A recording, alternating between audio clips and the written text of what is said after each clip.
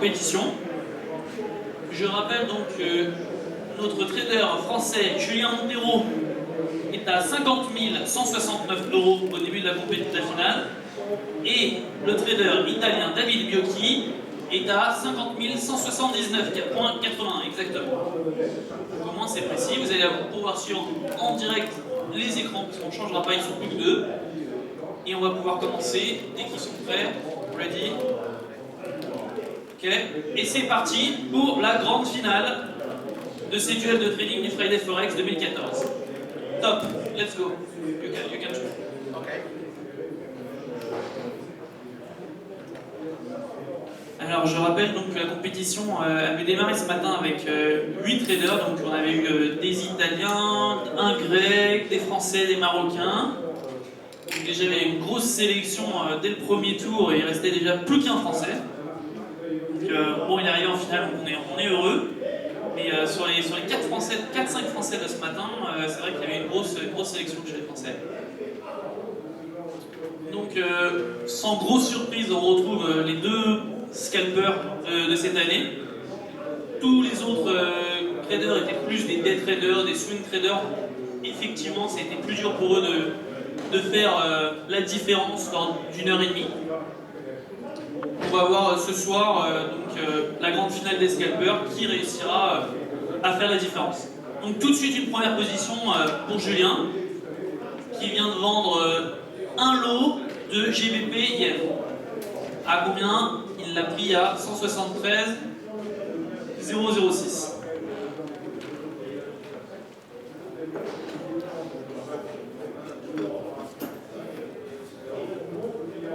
Le grand absent évidemment de cette compétition, et on le déplore, c'est bien l'américain Rob Hoffman. Bon, il a quelques soucis de famille, il n'a pas pu se déplacer. Sa femme est enceinte, donc il a préféré rester auprès d'elle à Chicago. On comprend. Mais il sera bien présent en septembre pour remettre son titre en jeu. Donc je vous invite à venir en septembre, qui sera donc effectivement les duels de trading cette fois-ci où tout est autorisé, c'est-à-dire action et futur. Là on s'occupe uniquement de forex. Vous avez le droit également de traiter l'or. C'est le seul plus qu'on a autorisé, et notamment d'ailleurs pour David Biocchi qui est très utile parce que le carnet d'ordre c'est avant tout sur l'or que sur le forex.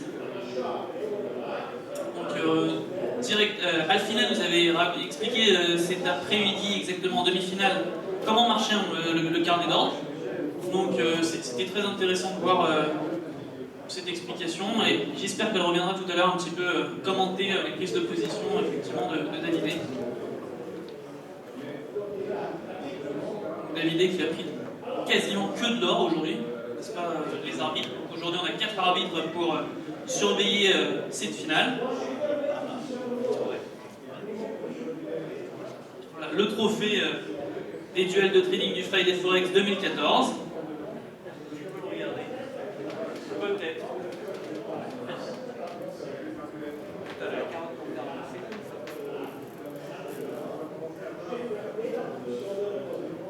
Ceux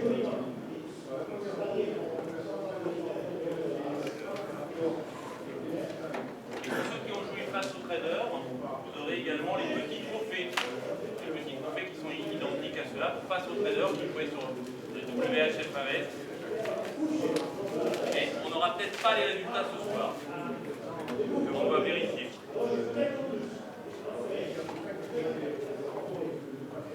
Donc pour le moment, aucune position pour notre trader italien, mais une position ouverte pour Julien, qui est vendeur d'un lot GBP Yen, et qui perd, quoi qu'il est quasiment flat, hein, on est à 0 là.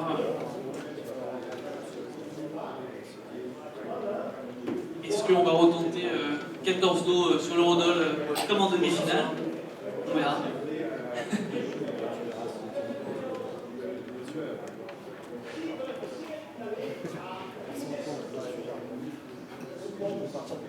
On avait pu voir donc la stratégie de Julien lors de la demi-finale d'augmenter, d'alléger sa position plusieurs fois de suite. Il a fait ses allers-retours sur l'eurodoll, on était entre 6 et 8 lots, il revenait très souvent, il faisait ses allers-retours de 6 à 8 lots, entre ces 45, 44 et 41. Ouais, voilà, c'était vraiment des.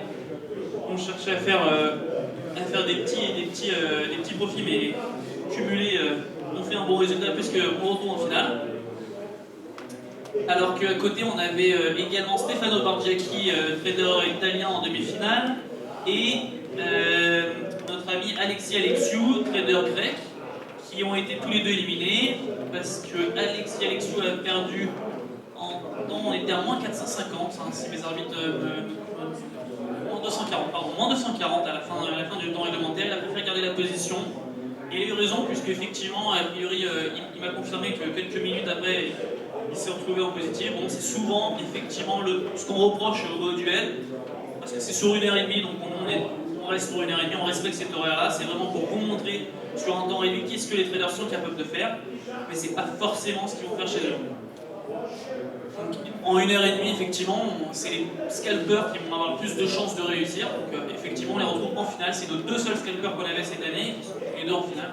Ça, c'est confirmé. Quant à Stefano Bargiacchi, il n'a pris aucune position parce que ses deux autres concurrents derrière lui étaient des négatifs durant la demi-finale. Il a pensé qu'en prenant qu'une position et en restant à 0, il serait qualifié d'office pour la finale. Malheureusement, on a eu un petit sursaut de notre scalper français qui se retrouve à sa place. Donc on est très heureux parce qu'une finale italienne, ça aurait pu être un petit peu décevant. Mais bon. Comme ça, exactement. Surtout s'il n'y avait rien tenté en finale non plus.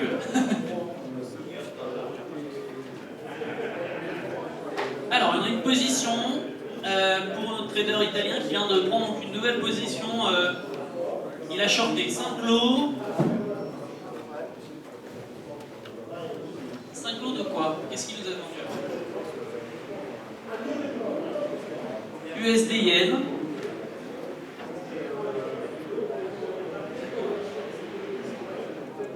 Donc là, vous avez le carnet d'ordre toujours sur l'or, et à côté, vous avez donc le bidasque sur le USD Yen.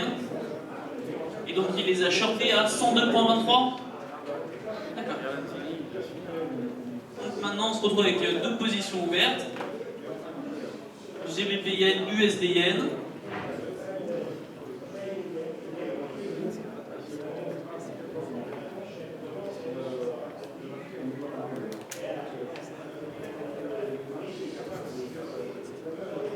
Alors là il passe son ordre, on voit en direct qu'il passe son ordre, il attend.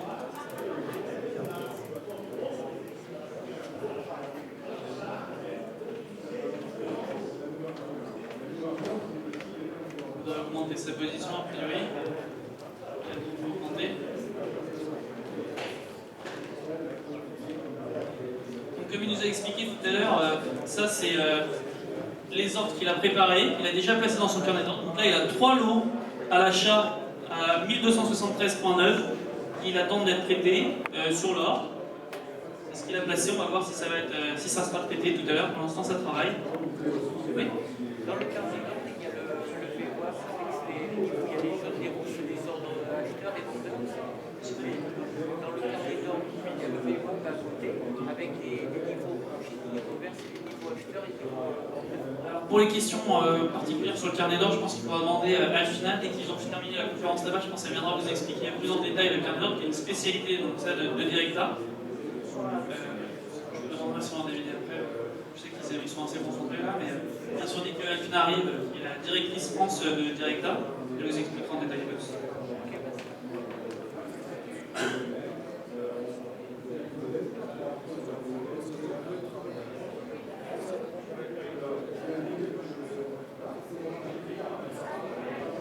Alors, du côté français, on n'est pas du tout sur le carnet d'ordre. Donc là, c'est une autre technique de scalping. Parce que là, on est beaucoup plus graphique. Donc, on a toujours une position ouverte de short sur le GBP Yen à 173,006.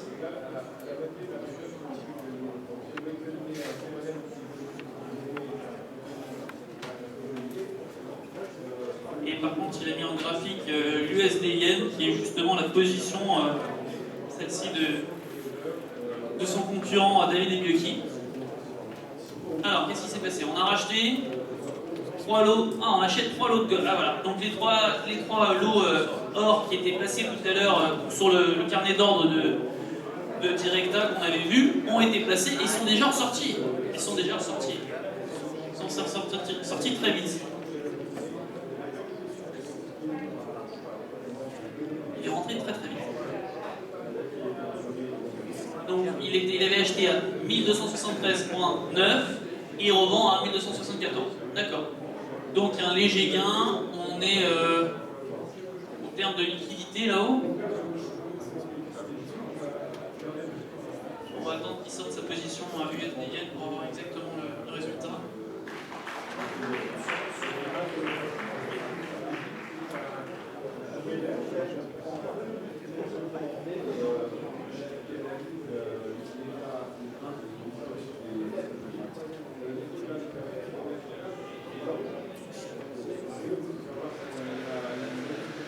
Toujours une position short sur le GBP-Yen pour notre scalper français et sur l'USD-Yen pour notre scalper italien. Mais on remarque quand même que l'italien a vendu 5 lots lui, sur le USD-Yen, un peu plus de risque. Alors que c'est plutôt un scalper sur le carnet d'ordre, alors que là la forex c'est impossible quasiment sur le carnet d'ordre.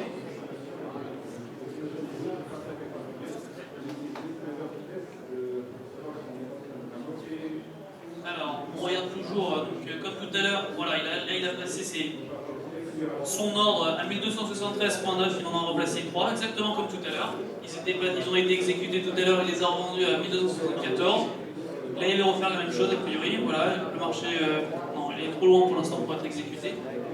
Mais il va attendre d'être exécuté à 1273,9. C'est la dernière colonne, la colonne de droite, qui est la colonne des ordres en attente.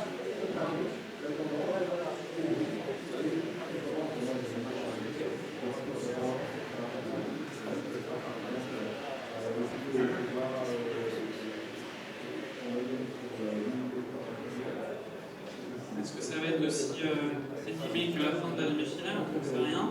Je trouve quand même qu'il est un peu plus tard. Un peu ralenti vendredi soir, c'est un peu plus lent. Dans une stratégie, on ne sait pas ça, on prend l'ordre, on regarde donc on va définir les niveaux de stock, et c'est en fonction à la fois de l'application, de l'utilisation de l'appliqué et la dynamique. Donc là on a le graphique euro à UDI.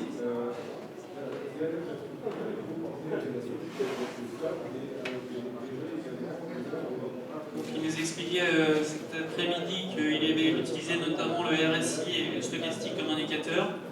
Donc à son habitude, il en a plus d'habitude et pas forcément sur le même canal les deux indicateurs, mais que là il avait qu'un écran, donc forcément il était obligé de recentrer un petit peu ses indicateurs.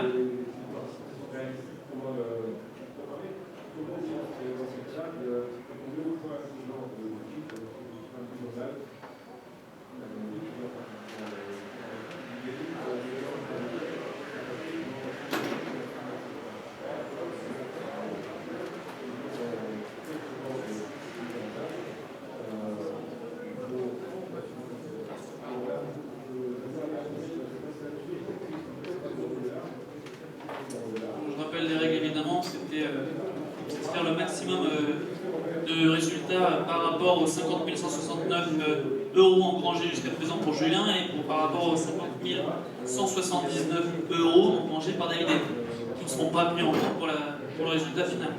C'est la performance pure sur la finale, sur la manche de la finale, sur Julien.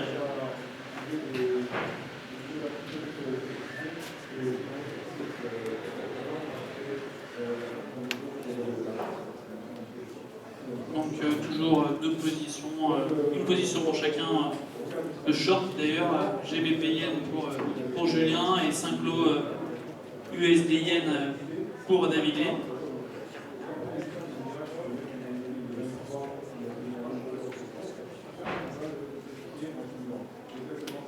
Est-ce qu'on s'approche d'être exécuté sur l'ordre? Non, toujours pas. On voit qu'on est assez loin par rapport aux ordres placés de David à 1274,0. D'ailleurs, il les a remontés un petit peu. Il me semble que tout à l'heure, on était à 1273,9. Il avait placé ces trois lots à l'achat. Maintenant, il les a remontés un peu plus.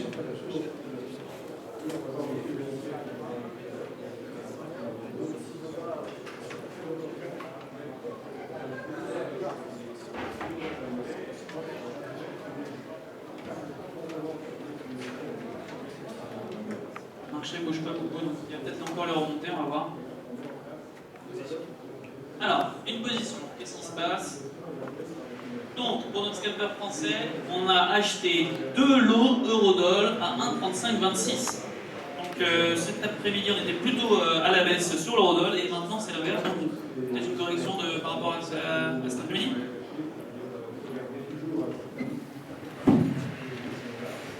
Oui, effectivement, donc par expérience, c'est vrai que les marchés le vendredi soir sont très, on va dire en slow motion un petit peu. Donc je pense à une petite correction, même si on voit que depuis maintenant presque une demi-heure, ça se joue sur un petit range de 3-4 points grand maximum.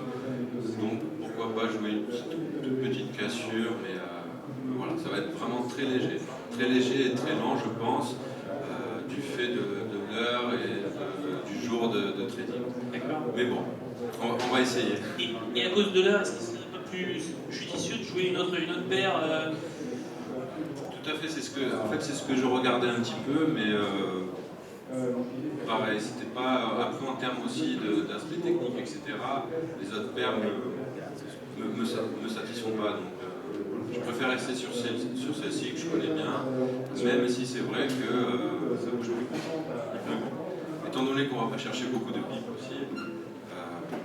Parce que toi, tu as plutôt l'habitude de trader c'est quoi tes horaires de trade Alors, moi,